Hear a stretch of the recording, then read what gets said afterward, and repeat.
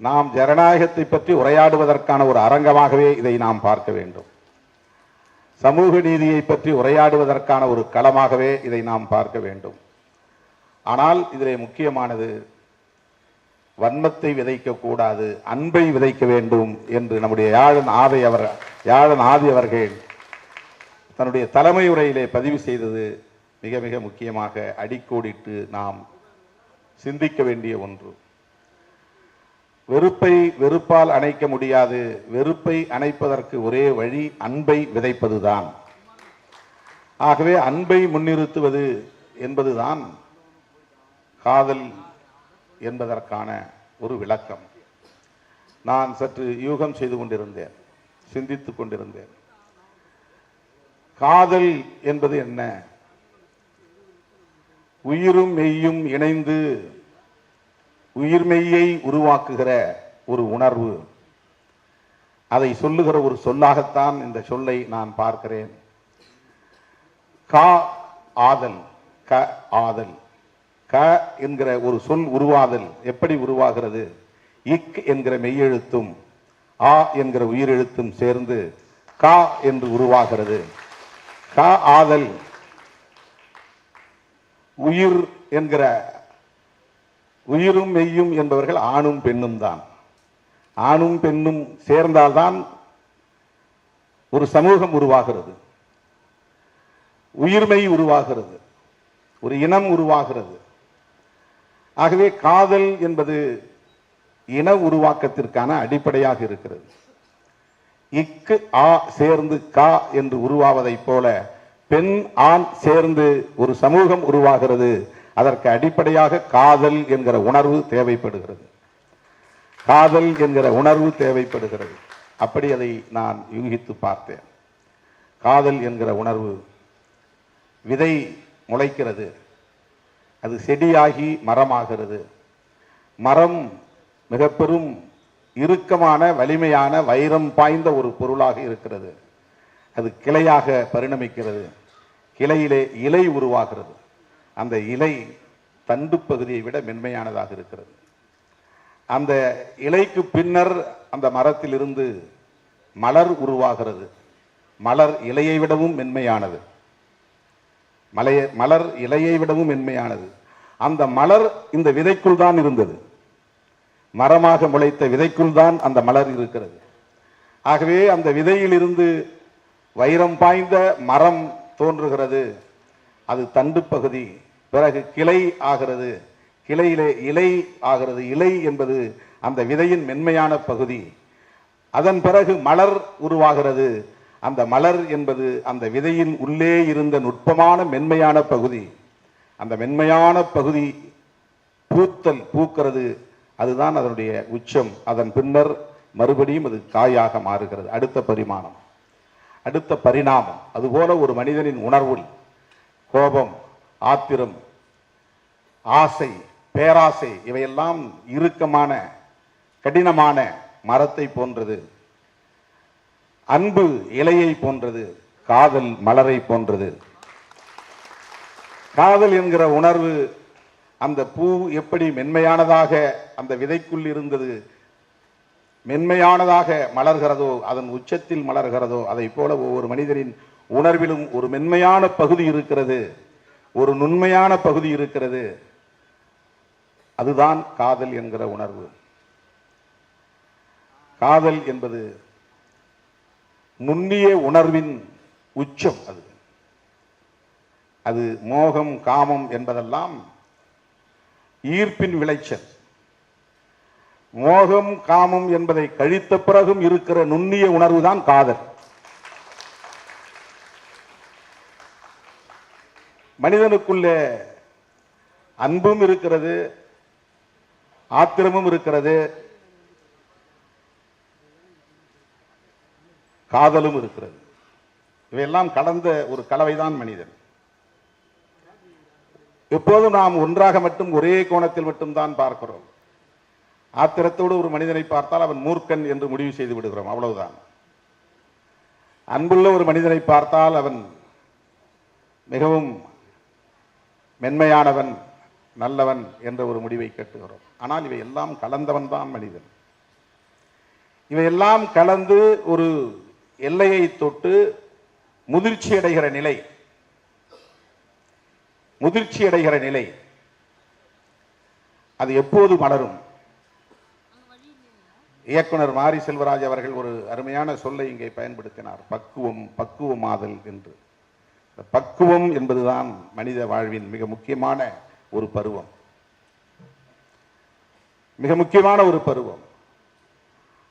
எல்லா வழிகளையும் கடந்து எல்லா அனுபவங்களையும் உள்வாங்கிக் கொண்ட பிறகு நாம் ஒரு உச்சத்தை தொடுகிறோம், ஒரு முதிர்ச்சி நிலையை அடைகிறோமே, அந்த பருவம் தான் பக்குவம் அடைகிற பருவம். அழகு என்பது என்ன? அழகு என்பது பக்குவம் தான் அழகு. Maturity is the beauty. பக்குவம் என்பதை ஆங்கிலத்திலே மெச்சூரிட்டி என்று நாம் சொல்றோம். ரொம்ப மெச்சூர்டா பிஹேவ் பண்றவங்களை பார்த்தீங்கன்னா அவங்க மேல நமக்கு ஒரு ஈர்ப்பு நம்ம அறியாம ஏற்படும், ஒரு மதிப்பு உயரும். அவங்கள எந்த கோணத்தில் பார்த்தாலும் அழகா இருப்பாங்க. மேக்கப் பண்ண தேவையில்லை, ட்ரிம் பண்ண தேவையில்லை, ஹேர் கட் பண்ண தேவையில்லை, டிப்டாப்பா ட்ரெஸ் பண்ணணும் தேவையில்லை. நான் எப்பவும் அழகா இருக்கிறேங்கிற மாதிரி கால் மேல கால் பாட்டு உட்கார்ந்தாதான் கெத்துன்னு அர்த்தம் கிடையாது. நீ எப்படி உட்கார்ந்திருந்தாலும், வளைந்திருந்தாலும், நெளிந்திருந்தாலும், ஒரு நாற்காலியின் நுனியில் உட்கார்ந்திருந்தாலும் உன் பண்புதான் உன்னை மதிப்பீடு செய்யுமே தவிர உன் உடல் மொழி மதிப்பீடு செய்யாது. உடல் மொழி என்பது மதிப்பீட்டுக்கான அளவு அல்ல. திருமாவளவன் பிளாஸ்டிக் சேர்ல உட்கார்றான்றான். பிளாஸ்டிக் சேர்ல உட்கார்ந்தாலும் என்னுடைய பண்பு தான் அதை தீர்மானிக்கும். சோஃபாவில் உட்கார்ந்தாலும் என்னுடைய பண்பு தான் அதை தீர்மானிக்கும். நான் சோஃபாவில் உட்கார்ந்து கால் மேல் கால் போட்டாதான் நான் கெத்தா இருக்கிறேன்னு அர்த்தம் கிடையாது. நான் ஒரு வரிசையில நடுமையத்தில் உட்கார்ந்தாதான் நான் முக்கியமானவன் அர்த்தம் கிடையாது. நான் ஓரத்தில் உட்கார்ந்ததா கூட நான் முக்கியமானவனா இருக்கணும். நான் எந்த ஓரத்தில் உட்கார்ந்து இருக்கிறேனோ அதுதான் மையம். நான் உட்காருகிற புள்ளிதான் மையம். அது எப்போது நிகழும் என்றால், நான் உட்காருகிற புள்ளிதான் மையம் என்பது எப்போது நிகழும் என்றால், நான் பக்குவம் அடைகிற போதுதான் அது நிகழும். நான் முதிர்ச்சி அடைகிற போதுதான் அது நிகழும். முதிர்ச்சி என்பது, பக்குவம் என்பது பண்படுதல் என்பதில் இருந்து உருவாவது. பண்படுதல் தான் பண்பாடு என்று ஆகிறது. வழிபடுதல் வழிபாடு என்று ஆவதை போல, வழிபடுதல் என்றால் ஏற்கனவே உருவாக்கிவிட்ட ஒரு வழி இருக்கிறது. அந்த வழியில நீ போய் படுத்துக்கிட்டாலே அதை கொண்டு போய் உனக்கு சேர்த்துரும். அதை நின்னா போதும், அந்த வழி உனக்கு இலக்கை காட்டிவிடும். வழிபடுதல்னா வெறும் ஒர்ஷிப்பிங்னு அர்த்தம் கிடையாது. வழிபடுதல்னா ஏற்கனவே உருவாக்கப்பட்ட ஒரு வழி இருக்கு, ஒரு கொள்கை வழி இருக்கு, ஒரு கருத்தியல் வழி இருக்கு, ஒரு கோட்பாட்டு வழி இருக்கு. எனக்கு அம்பேத்கர் வழி இருக்கு, அதுல போய் நான் நின்றுட்டா போதும். அம்பேத்கரின் வழியை நான் பின்பற்றினால் அம்பேத்கரை வழிபடுதல் என்று பொருள். அது கும்பிடுதல் அப்படிங்கிற பொருள் அர்த்தம் கிடையாது. இந்த வழிபடுதல் என்பதைத்தான் வழிபாடு என்கிறோம். அதை போல பண்படுதல் என்பதுதான் பண்பாடு என்றாகிறது. ஏன் பண் என்கிற சொல்லை பயன்படுத்துகிறார்கள் என்றால், இறைச்சல் மென்மை அடைந்து மெருகேறி அது மிக நுட்பமான ஒரு இடத்தை அடைகிற போது அது பண் ஆகிறது. பண் என்பது இசையாகிறது.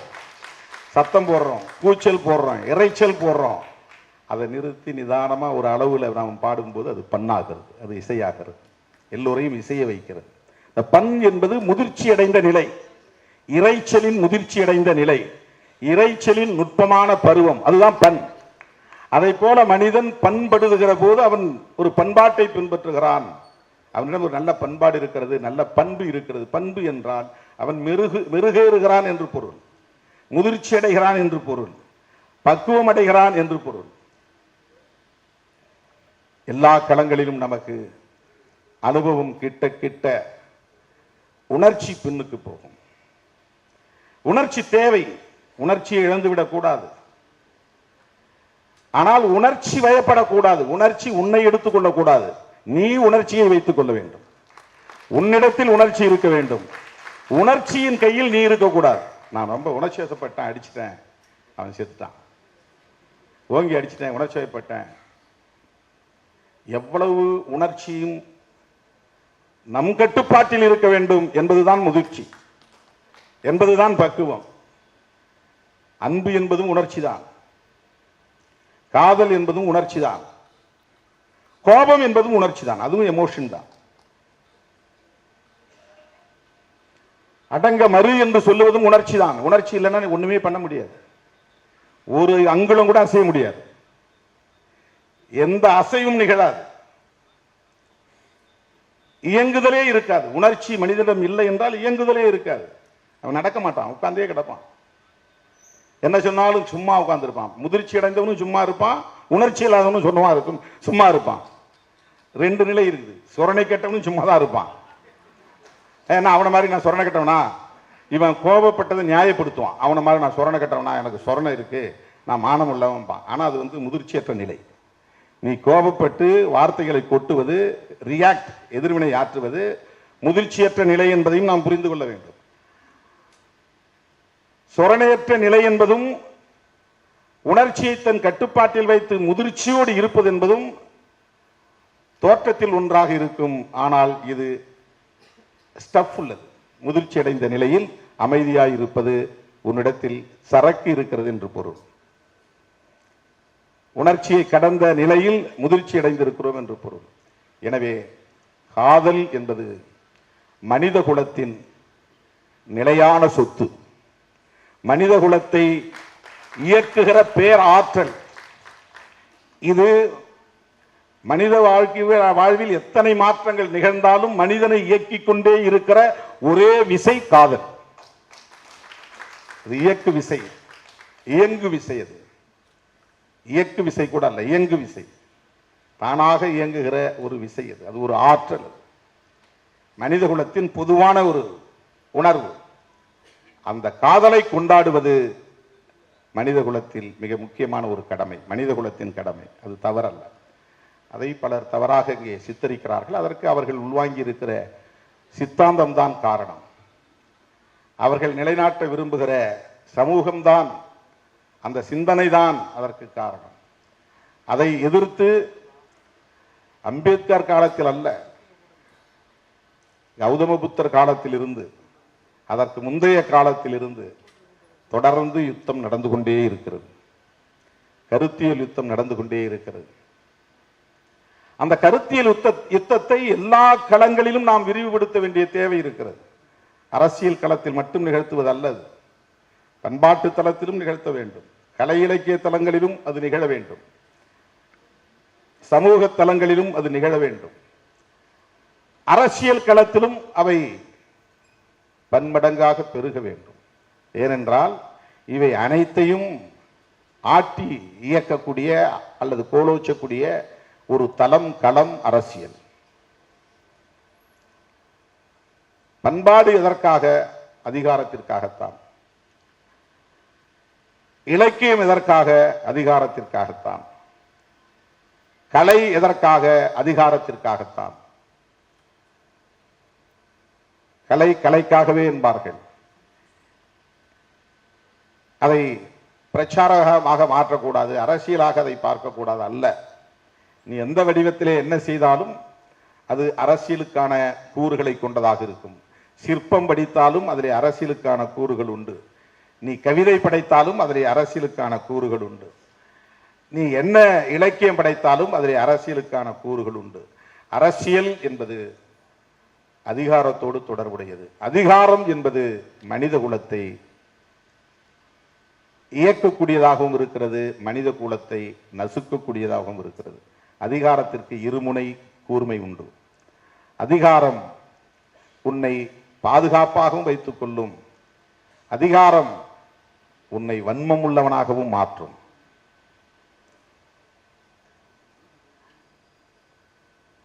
ஆனால் அதிகாரம் இல்லாதவர்கள் தான் உலகத்தில் ரெண்டே சமூகம் தான், அதிகாரம் உள்ள சமூகம், அதிகாரம் இல்லாத சமூகம். சாதி, மதம், மொழி, இனம் என்பதெல்லாம் நமக்கு நாமே வைத்துக் கொள்கிற அடையாளங்கள். அந்த அடையாளங்கள் தற்காலிகமானவை.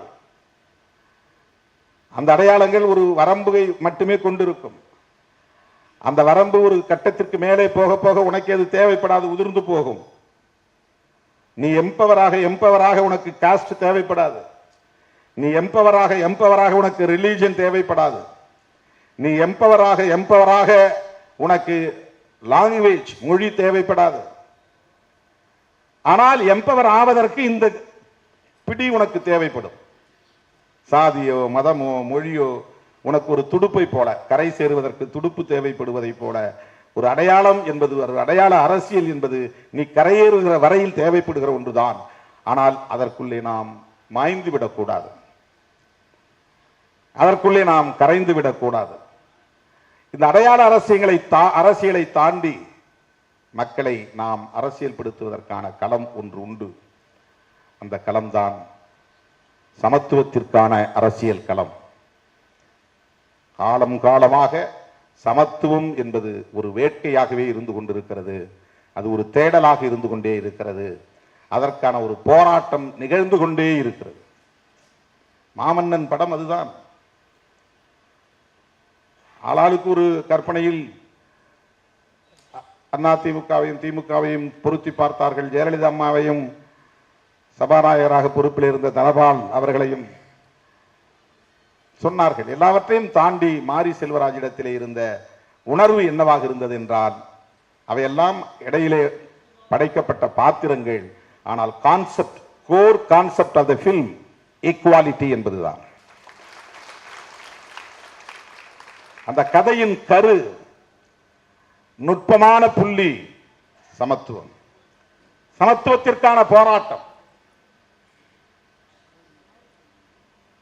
இந்த தெளிவு நமக்கு வந்துவிட்டால் நீங்கள் ஏன் திருமாவளவனை அல்லது விடுதலை சிறுத்தைகளை ஏற்க வேண்டும் அல்லது அதில் இருந்து பணியாற்ற வேண்டும் என்கிற புரிதல் கிடைக்கும். இது வெறும் ஒரு சாதி பற்று அடிப்படையிலே அல்லது ஒரு தனிநபர் துதி என்கிற அடிப்படையிலே நாம் இணைந்து நின்றால் அது தற்காலிகமானதாகிவிடும்.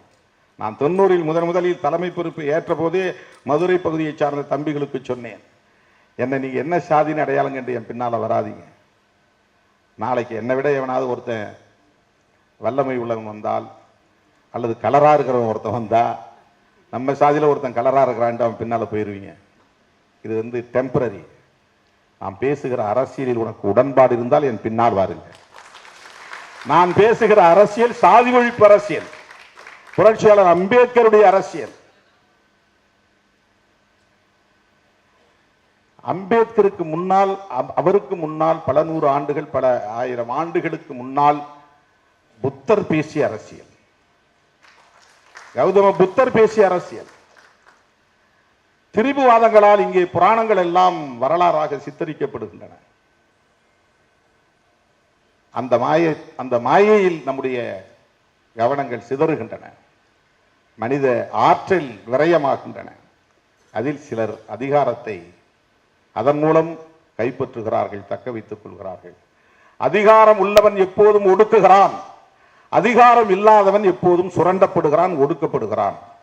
ரெண்டே கேரக்டர் தான். அதுதான் அவங்க கிளாஸ், வர்க்க பண்பு என்று கம்யூனிசம் சொல்லுகிறது. பூர்ஷ்வா என்றும் புரோலிட்டேரியன் என்றும் ஆளும் வர்க்கம் என்றும் உழைக்கும் வர்க்கம் என்றும் சொல்லுகிறார்கள். நாம் ஒன்றை புரிந்து கொள்ள வேண்டும், அதிகாரம் உள்ளவர்கள் ஒடுக்குகிறார்கள், அதிகாரம் இல்லாதவர்கள் ஒடுக்கப்படுகிறார்கள். ஒரே சாதிக்குள்ளேயே அதிகாரம் உள்ளவன் ஒடுக்குவான், அந்த சாதியில் இருக்கிறவனையும் ஒடுக்குவான். யாரும் நான் இந்த சாதியை சார்ந்தவன் காலேஜ் வச்சிருக்கிறேன், இந்த சாதிகாரம் பூரா கட்டணமே கட்ட வேண்டாம் படிங்கன்னு சொல்றானா? சாதி பற்று தானே, முடியுமா? நான் மெடிக்கல் காலேஜ் வச்சிருக்கிறேன், என் சாதிக்காரங்களாம் இங்கே வரலாம், நல்லா எல்லாரும் ஜாயின் பண்ணிங்க, படிச்சிங்க, யாரும் ஒரு பைசா கூட கட்டணம் கட்ட வேண்டாம்னு சொல்ல முடியுமா? சொல்ல முடியாது. அந்த இடத்துல சாதி ஒர்க் அவுட் ஆகாது. சாதியா இருந்தாலும் பணத்தை கட்டிட்டு போடாமா. 12 லட்சம்னா 12 லட்சம் கட்டு, நீ என் சாதியா இருந்தா நான் என்ன பண்ண முடியும்? சாதி உணர்வுங்கிறது ஒரு டெம்பரரி அட்ஜஸ்ட்மெண்ட், அது ஒரு எமோஷனல். அந்த அடையாளம் நிரந்தரமானதல்ல, அதை கடந்து ஒன்று இருக்கிறது. மனித குலத்தை செழுமைப்படுத்துவதற்கான தேவை இருக்கிறது, மனித குலத்தை முழுமைப்படுத்துவதற்கான தேவை இருக்கிறது. மனித குலத்தை முழுமைப்படுத்துவது என்கிற போது மிக முக்கியமான முன் நிபந்தனையே ஜெண்டர் ஈக்குவாலிட்டி தான்.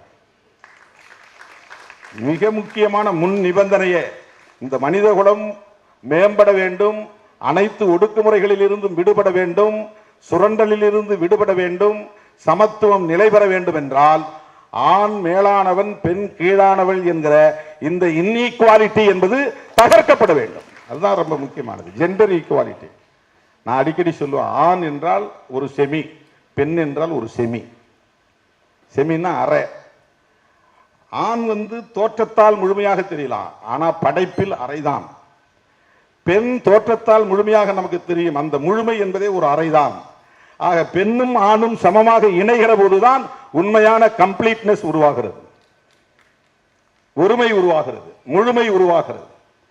அப்ப அந்த ஆணும் பெண்ணும் ஒருமையாக ஓருருவமாக மாறுவதற்கு எது தேவைப்படுகிறது, முன் நிபந்தனையாக இருக்கிறது என்றால் ஜெண்டர் ஈக்குவாலிட்டி தான், பாலின சமத்துவம் தான். அதை யாருமே பேசுவது கிடையாது. மேடையில் எப்போதாவது யாராவது பேசுவதோடு சரி, அதற்கு முக்கியத்துவம் தருவது கிடையாது.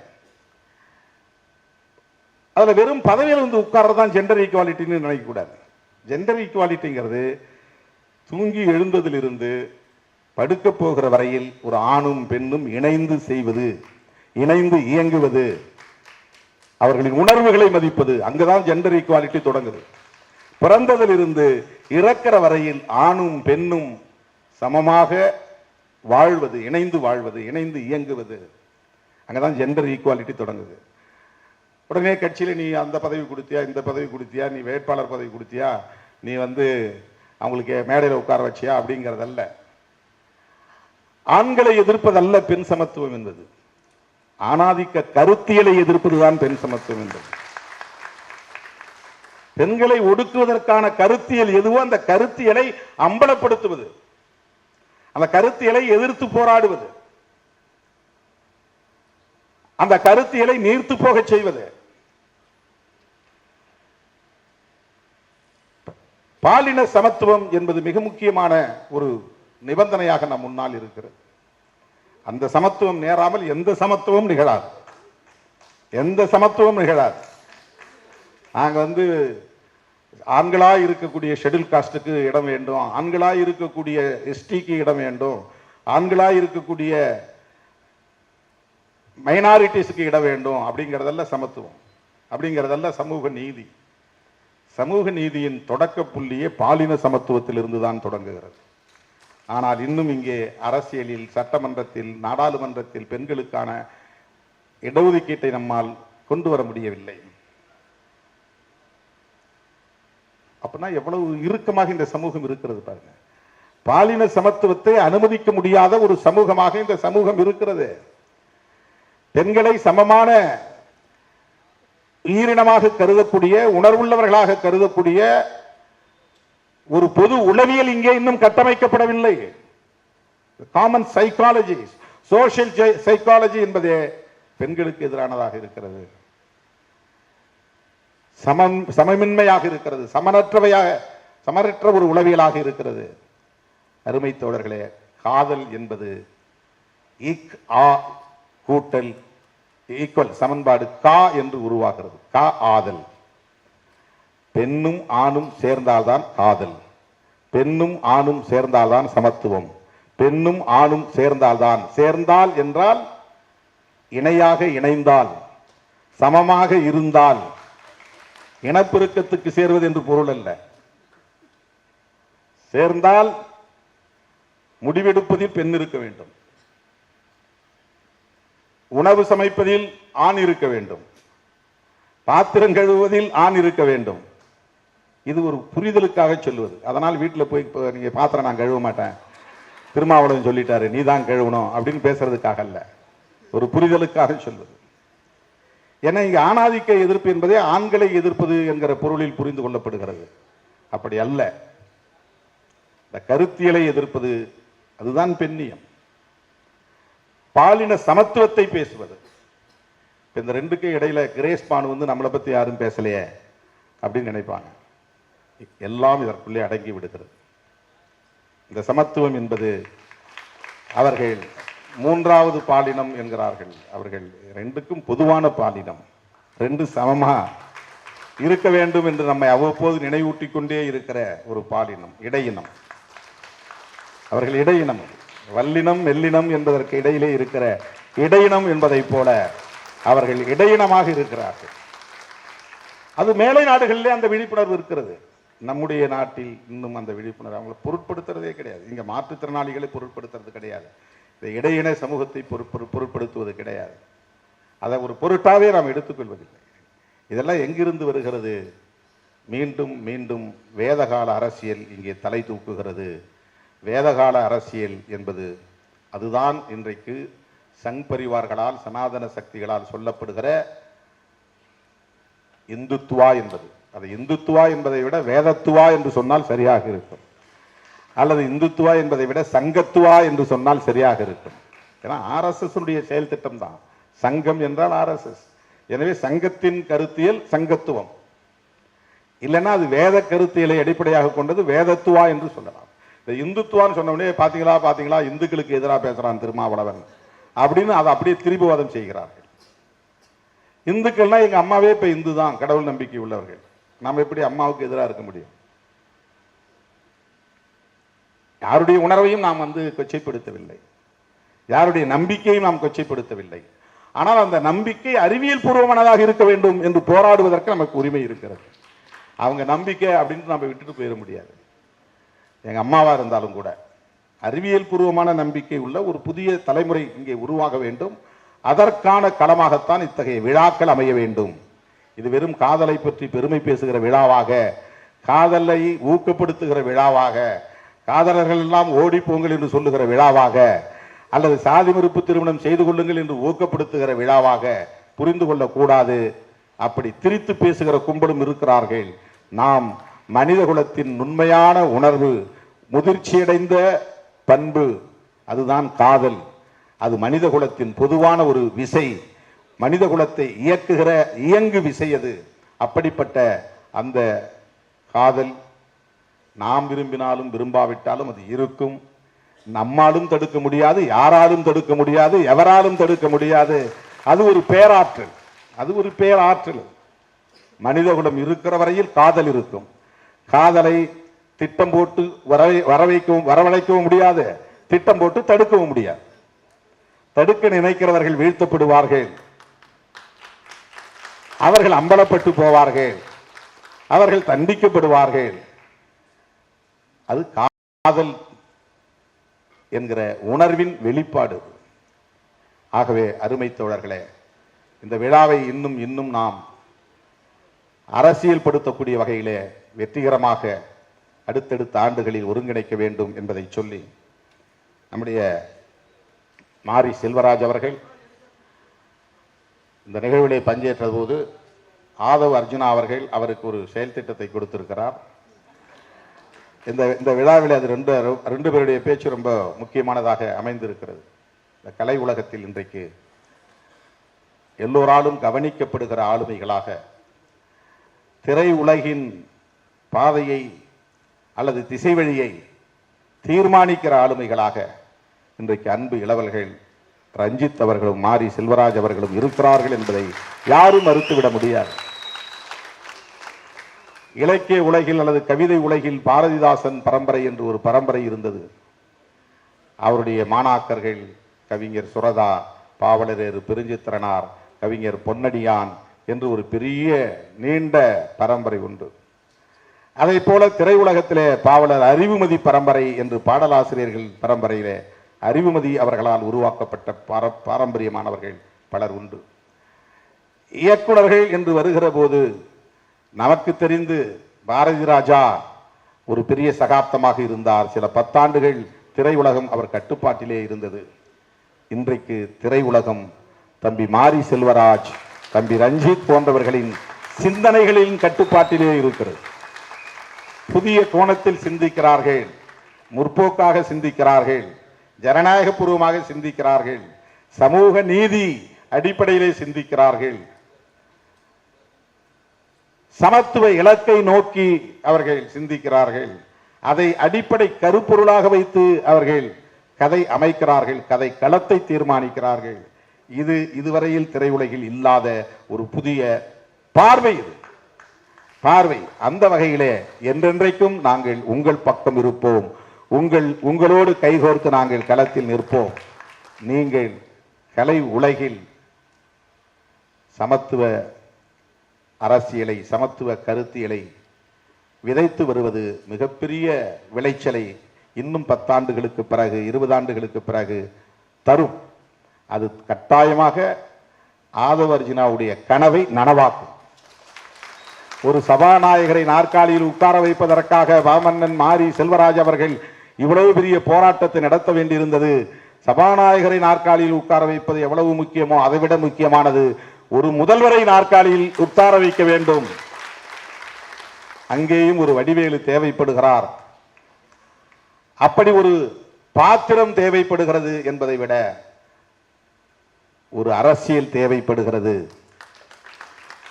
அது நிஜமாக இருக்க வேண்டிய தேவை இருக்கிறது என்று சொன்னார்.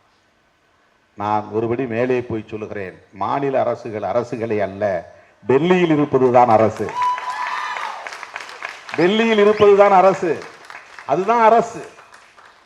இதெல்லாம் பிரான்ச்சஸ், ஸ்டேட் கவர்மெண்ட்ங்கிறதெல்லாம் கிளைகள். அப்படிதான் உங்களுக்கு பவர் ஒன்றும் கிடையாது. அதனால தான் ஆர்.என். ரவிகிட்ட போய் நிற்க வேண்டியிருக்கு. நாம என்ன மசோதா போட்டாலும் ஆர்.என். ரவி மாதிரி ஒரு ஆள் வந்து ஆர்எஸ்எஸ் காரன் பிடிச்சி உட்காந்துவா, நீ பாஸ் பண்ற மசோதாலாம் எல்லாம் இது பண்ண முடியாது போயான்றான். சரி சண்டை போட்டா நான் டெல்லிக்கு அனுப்புறேன்னு அனுப்பிச்சோம், அங்க போய் கிடப்பில் போட்டுறாங்க. அங்க போய் அமித்ஷாவிட்ட உட்காந்து கொஞ்சம் சண்டை போட்டோம்னா நான் குடியரசுத் தலைவர்கிட்ட அனுப்பிட்டாங்க என்கிட்ட இல்லைன்றான். அதுக்குள்ளே நம்ம ஆட்சி முடிஞ்சிடும், கீழே போயிடும். கவர்மெண்ட் எங்க இருக்கு? ஸ்டேட் எங்க இருக்கு? டெல்லியில் இருக்கு. புரட்சியாளர் அம்பேத்கர் விரும்பிய மாற்றம் டெல்லியில் நிகழ்கிற மாற்றம். காஞ்சிராம் விரும்பிய மாற்றம் டெல்லியிலே விரும்புகிற மாற்றம், நிகழ்கிற மாற்றம். அது நடக்குமா? நடக்கும். இது நடக்குமா என்று எதிர்பார்த்தார்கள். இவ்வளவு பெரிய மாற்றம் நிகழ்ந்திருக்கிறதே. சமூக நீதி. திருமாவளவன் இன்றைக்கு எம்ஏபிஎல் முடிச்சுட்டு பிஹெச்டி முடிச்சுட்டு ஒரு இயக்கத்தை நடத்தக்கூடிய அளவுக்கான ஒரு இடத்தை உருவாக்க முடிந்தது என்றால் அது ஒரு மாற்றம் தான். பெரிய பெரிய சக்திகள் ஆட்டி படைத்த திரையுலகில் இன்றைக்கு சாதாரணமான குக்கிராமத்தில் பிறந்த எவ்வளவு இயல்பா சொன்னார். நான் என்னவா இருக்கிறேங்கிறது எங்க அப்பாவுக்கும் அம்மாவுக்கும் தெரியாது, ஒரு சினிமா இயக்குனர் தான் தெரியும். என்னை வைத்து எப்படி இங்கே பேசப்படுகிறது, விவாதிக்கப்படுகிறது, எனக்கு என்ன பாதுகாப்பற்ற தன்மை இருக்கிறது, எதுவுமே என் தாய்க்கும் தெரியாது, தந்தைக்கும் தெரியாது. எவ்வளவு இயல்பாக சொன்னார். அப்படிப்பட்ட ஒரு குடும்பத்தில் பிறந்த மாரி செல்வராஜ் இன்றைக்கு திரையுலகின் திசை வழியை தீர்மானிக்கக்கூடிய புள்ளியில் நிற்கிறார். அடுத்து அவர் என்ன படம் பண்ண போறார், அவர் என்ன கதையை விவாதித்துக் கொண்டிருக்கிறார், என்ன காட்சியை அமைக்க போகிறார். இவ்வளவு பெரிய சேஞ்ச் உருவாகி இருக்குல்ல, இவ்வளவு பெரிய மாற்றம் உருவாகி இருக்கிறது அல்லவா? ஏன் டெல்லியிலே மாற்றம் நிகழாது? காலம் கணிந்து கொண்டிருக்கிறது. விபி சிங் அவர்களின் ஆட்சிக்கு பிறகு இந்தியா அம்பேத்கரின் திசை வழியில் பயணிக்கிறது. தோழர்களே, மறந்து விடாதீர்கள். இந்திய மூலையில் எங்கே ஒரு விவாதம் நடந்தாலும் அந்த விவாதம் புரட்சியாளர் அம்பேத்கரின் கருத்தின் அடிப்படையில் தான் நிகழ்கிறது, அம்பேத்கரின் சிந்தனையின் அடிப்படையில் தான் நிகழ்கிறது. அது மேல்தட்டு வர்க்கத்திலே நிகழ்ந்தாலும் அடித்தட்டு வர்க்கத்திலே நிகழ்ந்தாலும் எந்த மூலையில் நிகழ்ந்தாலும், அது திரைக்களமாக இருந்தாலும் அரசியல் களமாக இருந்தாலும் பண்பாட்டு களமாக இருந்தாலும், எந்த புள்ளியிலே என்ன விவாதம் நடந்தாலும் அங்கே அம்பேத்கர் என்கிற அரசியல் அடங்கி இருக்கிறது என்பதை மறந்துவிடக் கூடாது. ஒரு கும்பல் கோல்வாக்கர் ஆட்சியை நிறுவ துடிக்கிறது, இன்னொரு சமூகம் அம்பேத்கர் ஆட்சியை உருவாக்க துடிக்கிறது, போராடி கொண்டிருக்கிறது. ஆகவே தமிழ்நாட்டில் அம்பேத்கர் ஆட்சியை உருவாக்குவதல்ல நோக்கம். டெல்லியிலே அம்பேத்கர் ஆட்சியை, அம்பேத்கர் அரசை, அந்த ஜனநாயக அரசை, அந்த புதிய இந்தியாவை கட்டமைப்பதற்கான அரசை, we the people of India having solemnly resolved to constitute into sovereign, socialist, secular, democratic republic to secure to all its citizens. Ambedkar எழுதுறார் பிரியாம்பிள். எங்கே நாங்கள் உருவாக்குகிற அரசு என்ன அரசு? Sovereign, secular, sovereign, socialist, secular, democratic republic. இவ்வளவு பெரிய டெபினிஷன் டெல்லியில் இருக்கிற அரசாங்கத்துக்கு, தமிழ்நாட்டில் இருக்கிற அரசாங்கத்துக்கு அந்த டெபினிஷன் தேவைப்படாது. ஏன்னா அதுதான் அரசு. ஒவ்வொரு மாநிலத்திலும் உருவாகிற அரசு அல்ல பிரியாம்பிள் சொல்றது. பிரியாம்பிள் சொல்ற அரசு என்பது நாங்கள் ஒரு அரசை உருவாக்குகிறோம், இந்திய மக்களாகிய நாங்கள் அனைவரும் ஒரு சேர ஒரு முடிவெடுத்திருக்கிறோம், இங்கே ஒரு அரசை நாங்கள் உருவாக்குகிறோம். அந்த அரசு இறையாண்மையுள்ள, சமதர்மம் உள்ள, மதசார்பற்ற ஜனநாயக குடியரசு. அவன் சிம்பிளா பிஜேபி அரசு சொல்லிட்டு போயிடுறான். அந்த ஸ்டேட்டுக்கான டெபினிஷன் 5 வார்த்தைகள் இருக்கு. Sovereign, socialist, secular, democratic republic. இதை டைலூட் பண்றது அவருடைய நோக்கமா இருக்கு, ஆர்எஸ்எஸ் காரருடைய நோக்கமா இருக்கு. இது இப்படி இருக்கக்கூடாதுங்கிறான். அதில் இருக்கிற செக்யூலர் தூக்கணுங்கிறான், சோசியலிஸ்ட் தூக்கணுங்கிறான். இதுக்கு சுப்பிரமணிய சாமிங்கிற ஆள் போய் ஒரு வழக்கே போட்டிருக்கிறார். இந்த பிரியாம்பிள் இருக்கிற இந்த 2 வார்த்தையை எடுக்கணும். என்ன வார்த்தை? Socialist and secular. அப்படின்னா என்ன? வேதிக் ரிபப்ளிக். மனுஸ்மிருதி தான் இங்கே அரசமைப்பு சட்டமா வரணும். அதுதான் அவங்களுடைய நோக்கம். இந்த சோசியல் ஆர்டர் கொண்டு வரணும். இதை நாம் காப்பாற்றியாக வேண்டும். அதனால் நம்முடைய போர்க்குரல் டெல்லியில் ஒலிக்க வேண்டும். அப்படின்னா ஆதவர்ஜுனனுக்கு நான் பதில் சொல்றதா நினைச்ச கூடாது. நீங்க ஒரு எம்எல்ஏ நிக்க சொல்றாரு போல இருக்கு அண்ணனே, இல்ல எல்லாம் முடியாது நான் எம்பிக்கு தான் நிற்பேன்னு அண்ணன் சொல்றாரு போல நீங்க புரிஞ்சுக்க கூடாது. இதெல்லாம் ரொம்ப சிம்பிள் திங்கிங். அப்படி பொருத்தி பார்க்க கூடாது. இப்படி பொருத்தி கூடாது. இது ஐடியாலஜிக்கல் கான்வர்சேஷன், இது ஐடியாலஜிக்கல் டிஸ்கஷன், இது கருத்தியல் சார்ந்த ஒரு விவாதம். இது அரசு என்பது என்ன, அது எங்கே இருக்கிறது, அது எந்த புள்ளியில் இருக்கிறது என்பதை புரிந்து கொள்வதும் ஒரு முக்கியமான புரிதல் தேவை. அருமை தோழர்களே, நம்மை எல்லாம் மனிதர்களாய் தலைநிமிர வைத்த நம்முடைய மகத்தான தலைவர் புரட்சியாளர் அம்பேத்கர் அவர்களை இன்றைக்கு உலகே கொண்டாடுகிறது. இந்த ஊருக்காரன் சாணி அடிப்பான், அது அவன் லெவல் அவ்வளவுதான். செருப்படுத்து மாலை போடுவான், அவன் லெவல் அவ்வளவுதான். சில பேருக்கு என்னங்க உங்களுக்கு இவ்வளவு மோசமா பண்றாங்களே, ஹியூமிலியேட் பண்றாங்களே, நீங்க போக விட மாட்டேங்கிறீங்களேன்னு சொல்லுவாங்க. அவன் சொல்ற வார்த்தைக்கு நான் முக்கியத்துவம் கொடுத்தாதான் நான் கவலைப்படணும். சொல்றவன் யாருன்னா அவன் டம்மி பீஸ் போய் விட்டு சொல்றவன் யாருங்கிறது நமக்கு தெரியுதில்ல. அவனுக்கு எந்த முதிர்ச்சியும் கிடையாது, அவனுக்கு ஃபீல்டு எக்ஸ்பீரியன்ஸ் கிடையாது, அவன் மக்களை படிச்சது கிடையாது, மக்கள்கிட்ட போனது கிடையாது, அவனுக்கு சாதிங்கிற வளையத்துக்குள்ளேயே கிடக்கிறான், குண்டு சட்டிக்குள்ள குதிரை ஓட்டிக்கிட்டு இருக்கிறான். அவன் சொல்ற ஒரு ஸ்டேட்மெண்ட் என்ன பண்ண முடியும்? என்ன மாதிரி 24 மணி நேரம் களத்தில் நிக்கிறவன் என்னோட வந்து கருத்திலா பேசினான்னா நான் அதுக்கு ரெஸ்பாண்ட் பண்ணலாம். மக்களோடு தினந்தோறும் நிற்கிறவன் 24 மணி நேரமும் மக்களோடு நின்று போராடக்கூடியவன், ஃபீல்டில் இருக்கிறவன் வந்து என்ன வந்து நீ இந்த மாதிரி பண்ற, உன்னுடைய ஐடியாலஜி இப்படி தப்பா இருக்கு, உன்னுடைய ஃபீல்டு ஒர்க் இப்படி தப்பா இருக்குன்னு விமர்சனம் பண்ணான்னா ஐ ஹேவ் டு ரெஸ்பாண்ட். எங்கேயோ ஒருத்தன் மூலையில் உட்காந்துக்கிட்டு மேக்கப் போட்டுட்டு வந்து பேசுறான், அவன் பேசுறதுக்கெல்லாம் நம்ம போய் ரெஸ்பாண்ட் பண்ணிட்டு உட்காந்துட்டோம்னா நம்ம எவ்வளவு தூரம் பயணிக்க வேண்டியிருக்கிறது. ஸோ இக்னோர் இந்த மாதிரியான விமர்சனங்களை எல்லாம். இது நம்முடைய அன்பு இளவல் மாரி செல்வராஜ் அவர்களுக்கும் நான் சேர்த்து சொல்றேன். யார் உங்களை விமர்சனம் பண்ணாலும் பொருட்படுத்தாதீங்க. நீங்க அந்த திரையுலகத்தில் சாதிக்க வேண்டியது எவ்வளவோ இருக்கிறது. தமிழ்நாட்டை பொறுத்தவரையில் திரையுலகம் மிகப்பெரிய ஒரு ஆளுமையாக இருக்கிறது. அதுல காட்டுற ஒவ்வொரு பிரம்மாண்டமும் மக்கள்கிட்ட வந்து ஒரு பெரிய தாக்கத்தை ஏற்படுத்துகிறது. அதுல நான் என்னுடைய ஒரே ஒரு கன்சர்ன் என்னன்னா, அதை மட்டும் சொல்லி நான் முடிச்சிடறேன். பரியேறும் பெருமாள் நீ சொல்லும் போது கூட நான் அப்படியே கொஞ்சம் ஒரு மாதிரி ஆயிட்டேன். அந்த உணர்வு என்னன்னா, அது நீங்க படத்துல காட்டுறது கரெக்ட் தான். என்ன அந்த மாதிரி வந்து உணர வைக்கக்கூடிய ஒரு காட்சி அது. அப்படி ஒரு காட்சியை உருவாக்குவதன் மூலம் என்னுடைய சிந்தனையை நீங்க கிளறீங்க. அதுல எனக்கு என்னன்னா, அப்பாவை வந்து அவன் துரத்துறான், ஒரு குறிப்பிட்ட லெவலில் நிறுத்திருக்கலாம். இவர் தானே டைரக்டர், இவர் வந்து எந்த இடத்துல வேணாலும் நிறுத்தலாம் இல்லையா? கொஞ்சம் தூரம் ஓடுற மாதிரி ஒரு 10 செகண்ட்ஸ் அல்லது ஒரு 50 செகண்ட்ஸ் அல்லது ஒரு 1 மினிட். ஆனால் அது அவன் துரத்திக்கிட்டே ஓடுறான், துணியெல்லாம் இழுத்து விட்டு அவன் படுத்து புறாண்டு வர்றான். ஆனால் இந்த இடத்துல ரிட்டாலியேஷன் இல்லை. அவங்க கதாநாயகனை வந்து தனியாக அழைச்சிட்டு போறாங்க, ஒரு வீட்டுக்குள்ள வச்சு அடிக்கிறாங்க, வாயில சிறுநீர் கழிக்கிறான், ரிட்டாலியேஷன் இல்லை. ஏன்னா திருப்பி அடின்னு முழக்கம் சொன்னவன், அடங்க மறு அத்து மீறு திமிரி எழு திருப்பி அடி என்று முழங்கியவன் நான். ஐயோ, இந்த இடத்துலயாவது கதாநாயகனை அடிப்பானாங்கிற மாதிரி எனக்கு வெறி வருது, எனக்கு கோபம் வருது. அப்ப எனக்கு அந்த வெறியை ஊட்டிய இயக்குனர் மாரி செல்வராஜ் அந்த இடத்துல ப்ரோவோக் பண்றாரு. பாடுறா, நீங்க எல்லாம் ஏன் இப்படி பாத்துக்கிட்டு இருக்கிறீங்க? நான் படத்துல வைக்க மாட்டேன், நீங்க தான் பண்ணணும். அதை நான் படத்துல ரிட்டாலியேட் பண்ண மாட்டேன், நீ ரிட்டாலியேட் பண்ணு அப்படிங்கிற அளவுக்கு போய். ஆனா அன்னைக்கு எனக்கு உண்மையிலேயே நான் 2 இரவு என்னால உறங்க முடியல. அது வந்து என்னால தாங்கிக்கவே முடியல, என்னால ஜீரணிக்கவே முடியல. கடைசியா அவனுக்கு ஒரு வாய்ப்பு கிடைக்குது. இந்த சாதி விரிபிடிச்சு அவன் கொலையெல்லாம் பண்ணிட்டு இருக்கான் ஒருத்தன், அவனை வந்து அந்த இடத்துல போட்டு தள்ளுறதுக்கு சரியான வாய்ப்பு கிடைக்குது. தனியா மாட்டிக்கிட்டான். அந்த இடத்துல ஜனநாயகப்படுத்துகிற வேலையை மாரி செல்வராஜ் செய்கிறார். ஆனா என்னுடைய உணர்ச்சி அதை தாங்கல, பொறுத்துக்க முடியல. இவ்வளவு மோசமான ஒரு சாதி விரியன், இவ்வளவு கொடுமை பண்ணிருக்கிறான், இவ்வளவு குரூரமான வேலைகளை பண்ணிருக்கிறான், சாதிக்காக வந்து ஆட்களை திரட்டி படுகொலை செய்யறானே, அவனையும் இவர் வந்து கதாநாயக சாதாரணமா விட்டுட்டு போறானே. அறிவுரை சொல்லிட்டு தான் போறான். இயக்குனர் மாரி செல்வராஜ் அறிவுரை சொல்றாரு. ஆனா என்னால அதை தாங்கிக்க முடியல. அதுல என்ன எனக்கு கோபம் வந்துச்சுன்னா, அவனே போய் ட்ரெயின்ல தலையை கொடுத்து சேர்த்துருவான் அந்த சாதி வெறியன். கதாநாயகன் அடிக்கல. அதே மாதிரி வினு சக்கரவர்த்தி நடிச்ச ஒரு படம், அந்த படத்துல அது பாரதி கண்ணம்மான்னு நினைக்கிறேன், அவனே தற்கொலை தீக்குளிச்சு செத்துருவான். கதாநாயகன் அடிக்க மாட்டான். அவன் அடிச்சு தான் நீங்க வந்து பதில் சொல்லணும் அப்படின்னு ஒரு பிரபகண்டா பண்ணுங்கிறது அல்ல. எனக்கு என்னன்னா, அடிக்கிற காட்சிகள்லாம் வந்து ரொம்ப அப்நார்மலா இருக்கு. ஒரு கதாநாயகன் வந்து ஒரு 40 பேரை அடிச்சு வீழ்த்துறது, கதாநாயகன் வந்து ஒரு ஒரே ஆளா தனியா போய் ஸ்டேஷன்ல வந்து தகராறு பண்றது, அது வந்து என்ன ஆகுன்னு சொன்னா, ஓ இப்படி ஒரு ஆளாக தான் இதை பண்ண முடியும் போல இருக்கு, நம்மளால பண்ண முடியாதுன்னு அந்த உணர்வு அப்படியே டைலூட் ஆயிரும்.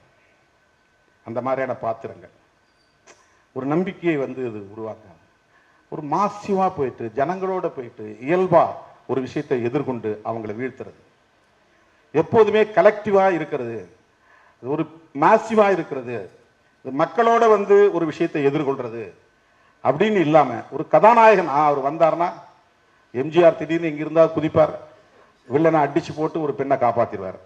அப்ப எம்ஜிஆர் மாதிரி ஒரு ஆள் வரணும்னு இவன் திரைப்படத்தில் தேடிட்டு இருக்கிறான். இவனே அந்த இடத்துல அந்த வேலையை செய்யணுங்கிறது உணர்வுங்கிறது காயடிக்கப்பட்டிருது. இந்த மாதிரியே கதாபாத்திரங்களை பார்த்து எம்ஜிஆர் மாதிரி ஒருத்தர் திடீர்னு குதிச்சாதான் இந்த பெண்ணை காப்பாற்ற முடியும், எம்ஜிஆர் மாதிரி யாராவது ஒரு ஆள் வந்தாதான் இந்த சமூகத்தை பாதுகாக்க முடியும், இல்லைன்னா பாதுகாக்க முடியாது. இது வந்து உளவியல் ரீதியா ஒடுக்கப்பட்டவர்களை மேலும் டைலூட் செய்து விடுமோ அப்படிங்கிற அச்சம் எனக்கு இருக்கு. இந்த பாயிண்ட் உங்களால் புரிஞ்சுக்க முடியுதான்னு தெரியல. உளவியல் ரீதியாக பாதிக்கப்பட்ட மக்கள், the victims, exploited mass, நாள்தோறும் சுரண்டப்படுகிற சமூகம், பாதிக்கப்படுகிற மக்கள் 10 பேரா சேர்ந்து போராட முடியுங்கிற ஒரு நம்பிக்கையை தருவதுதான் காட்சி அமைப்பா இருக்கணும். ஏன்னா நம்ம கண்ட்ரோல், நீங்க இயக்குனர், நீங்க நினைச்சா அதை உருவாக்க முடியும், இல்ல இல்ல ஒரு தனி ஆள் திடீர்னு வந்தானா 30 பேரையும் அடிச்சு தூக்குவான், 40 பேரா இருந்தாலும் காலி பண்ணுவான், அப்படி கை நீட்டினா அப்படி சட சடன்னு சாய்வாங்க. இது வந்து பிராக்டிக்கலா முடியாது இல்ல. அப்ப அந்த ஹீரோயிசம்ங்கிறது வந்து வெறும் சினிமாவா இங்க மக்கள் பார்த்து போறது இல்லை, அதை பொழுதுபோக்குன்னு பார்த்து போறது இல்லை. அவன் என்ன பண்ணிடுறான்னா, எங்க விஜய் வந்தாருன்னா தூக்கிடுவாரு, எங்க தனுஷ் வந்தாருன்னா அடிச்சு கிளப்பிடுவாரு, இந்த போலீஸ் எல்லாம் வந்து தண்ணி காட்டுவார். அப்ப அவனுக்கு வந்து திரைப்பட கதாநாயகன் தேவைப்படுகிறான். நிஜ களத்தில் போராடுகிற சேக்குவேரா போன்ற போராளிகளை அவன் தேடுவதை விட பொய் முகங்களை தேடுகிற உளவியல் இங்கே கட்டமைக்கப்படுகிறது. அது ஒரு தாக்கத்தை ஏற்படுத்துகிறது, அது ஒரு இம்பாக்டை உருவாக்குகிறது. அது வெறும் திரைப்படமா முடிஞ்சிட்டு போறதில்லை, பொழுதுபோக்கு காட்சியா பார்த்துட்டு போயிடுறதில்லை. ஒரு தெருக்கூத்தாக இருந்தாலும் ஒரு திரைப்படமாக இருந்தாலும் மனிதனை மிகப்பெரிய அளவிலே தாக்கத்தை, மனிதனுக்குள்ளே ஒரு தாக்கத்தை அது ஏற்படுத்துகிறது. நீங்க ஒரு ராமநாடகம் பார்த்துட்டு போயிட்டீங்கன்னா 3 நாளைக்கு 4 நாளைக்கு ராமனை பத்தி லட்சுமணனை பத்தி தான் உங்களுக்கு மைண்ட்ல ஓடிக்கிட்டே இருக்கும், வாய்ஸ் அது காதுல விழுந்துகிட்டே இருக்கும், அந்த பாடல்கள், அந்த தவில் சத்தம்லாம் கேட்டுக்கிட்டே இருக்கும். நான் குழந்தையா இருக்கும்போதெல்லாம் அப்படி தெருக்கூத்து பார்த்துட்டு 2 நாள் 3 நாள் அப்படியே அதிலே இருந்திருக்கிறேன். நான் அந்த மயக்கத்திலே இருந்திருக்கிறேன். திரைப்படம் அப்படிப்பட்ட ஒரு தாக்கத்தை ஏற்படுத்தக்கூடிய ஒரு பெரிய ஆளுமை உள்ள ஒரு சக்தி அது. இப்போ நான் படத்தில் பார்க்கும்போதெல்லாம் அப்படிதான், அந்த திரை கதாநாயகன் வந்து ஒன்றும் இல்லைன்னா தலித் பாத்திரம்னு ஒரு கொண்டு வருவாங்க. கடைசியாக அந்த தலித் பாத்திரம் இல்லை, அவன் வேற ஒரு சாதியில் பிறந்து இந்த சாதியில் வளர்ந்தவன் அப்படின்னு முடிச்சிருவாங்க. இப்போ மதுரை வீரன் படம் அப்படிதான். மதுரை வீரன் வந்து அருந்ததியர் அப்படின்னு ஒரு கதை இருக்குது. ஆனால் அவர் வந்து வேற எங்கேயோ ஒரு சாதியில் பிறந்து இங்கே வளர்ந்தாருன்னு கதை முடிஞ்சிடும்.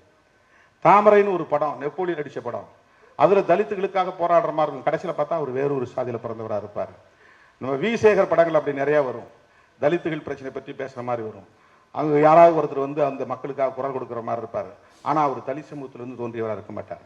கடைசியாக பார்த்தா அவர் ஒரு இன்னொரு சமூகத்திலிருந்து பிறந்த. இந்த கதாநாயக பாத்திரத்தை படைப்பதில் கூட இந்த டிஸ்கிரிமினேஷன் இருக்கு, இந்த மாதிரியான ஒரு சிந்தனை போக்கு இருக்கிறது. என்னுடைய பார்வையிலிருந்து இந்த விமர்சனங்களை நான் வைக்கிறேன். இன்றைக்கு எவராலும் கேள்வி கேட்க முடியாத இடத்தில் அமர்ந்திருக்கிறார்கள் மாரி செல்வராஜ் அவர்களும் ரஞ்சித் அவர்களும். நீங்க ஏன் இப்படி வந்து படம் எடுக்கிறீங்களா? இயக்குனர் என்ன செய்யறாரு அதுதான். தயாரிப்பாளர் இன்னைக்கு அவங்க கையில காலில் வந்து விடக்கூடிய அளவுக்கு அந்த அந்த அளவுக்கு ஒரு ஆற்றல் இருக்கு, அந்த ஆளுமை இருக்கு. அதுக்கு சொல்றேன், தப்பா சொல்லு, நான் அந்த அளவுக்கு ஒரு ஆளுமை இருக்குது. ஒரு காலத்துல வந்து தயாரிப்பாளர் சொல்றதுதான் இயக்குனர் கேட்கறங்களா இருந்துச்சு. கதாநாயகனுக்கு மட்டும்தான் முக்கியத்துவம் இருந்துச்சு ஒரு காலத்துல. பாரதி ராஜாவுக்கு பிறகு இயக்குனர் யாருன்னு பார்க்க ஆரம்பிச்சுட்டாங்க. கலைஞருக்கு பிறகு வசனகர்த்தா யாருன்னு பார்க்க ஆரம்பிச்சுட்டாங்க. இளையராஜாவுக்கு பிறகு இசை யாருங்கிறத பார்க்க ஆரம்பிச்சுட்டாங்க. இன்னைக்கு எத்தனையோ பேர் வந்தாலும் கூட இளையராஜா இடம் இளையராஜாவுக்கு தான். அதை யாராலையும் வந்து ஒண்ணுமே பண்ண முடியாது. அதை போல இனி எத்தனை பேர் வந்தாலும் இனிமேல் வரக்கூடிய இயக்குனர்கள் எல்லாம் ஒன்று ரஞ்சித் சாயல், மாரி செல்வராசு சாயல் என்பதுதான் இனி வரப்போகிற படைப்புகளில் இருக்கும். அந்த படைப்புகள் மனித குலத்தை சமத்துவப்படுத்துகிற திசை வழியை நோக்கி போகக்கூடியதாக கருப்பொருள் இருக்கும். நீ காட்சி எப்படி வேணாலும் வச்சு இந்த கருப்பொருள். அதனால்தான் அந்த பரியேறும் பெருமாள் நான் ஒரு சின்ன விமர்சனத்தை ஓப்பனில் வச்சேன். ஏன்னா அது போய் சேரணும், நம்முடைய மாரி செல்வராஜ் அவர்களுக்கு போய் சேரணும். எனக்கு அதுக்குள்ள ஒரு நெருடல் இருந்துகிட்டே இருக்கு. ஒரு கதாநாயகனால் மட்டும்தான் இதை சாதிக்க முடியுங்கிற மாதிரியான உளவியல் கட்டமைப்பை அதை உடைக்கணும், அதை கட்டுடைக்கணும். மக்களோடு சேர்ந்து எளியவனாலும் செய்ய முடியும், மக்களோடு சேர்ந்து எளியவனாலும் செய்ய முடியும். கதாநாயகன்னா ஆளு நோஞ்சானா இருந்தாலும் பரவாயில்ல, அவன் 40 பேரை அடிப்பாங்கிற மாதிரி இங்கே ஒரு கட்டுருவாக்கம், இங்கே ஒரு உருவாக்கம் இருக்கு, கருத்துருவாக்கம் இருக்கிறது. அவர் என்ன, அவர் ஹீரோ, அவரால் யாரையும் அடிக்க முடியும். அவர் கையை நோங்கினா போதும் எல்லாம் சடன்னு விழுந்துருவான், அப்படி சுருண்டு வந்து விழுந்துருவான். அது ஏன்னா அவர் ஹீரோ. அந்த ஏன்னா அவர் ஹீரோ அப்படிங்கிறத கட்டுடைக்கணும். அப்படி இல்லை, மனிதனால் பிராக்டிக்கலா ஜனங்களோட சேர்ந்து முடிவு செய்து தான் ஒரு விஷயத்தை எதிர்க்க முடியும், தொழிலாளர்களோடு சேர்ந்து தான் ஒரு விஷயத்தை வந்து போராடி வென்றெடுக்க முடியும். அப்ப மக்கள் சேர்ந்து மக்கள் சக்தியாய் ஒரு சாதனையை படைக்க முடியும், ஒரு மாற்றத்தை உருவாக்க முடியும் என்பது எல்லா தளங்களிலும் நிறுவப்பட வேண்டும். அது நாவல் எழுதுவதாக இருந்தாலும், கவிதை எழுதுவதாக இருந்தாலும், இலக்கியம் படைப்பதாக இருந்தாலும், திரைப்படம் படைப்பதாக இருந்தாலும், அந்த களங்களிலெல்லாம் இந்த பார்வை வேண்டும் என்பதைத்தான் நாம் முன்மொழிகிறோம். அதை இந்த இடத்திலே மாரி செல்வராஜ் அவர்களை அமர வைத்து சொல்லியதில் எனக்கு மகிழ்ச்சி.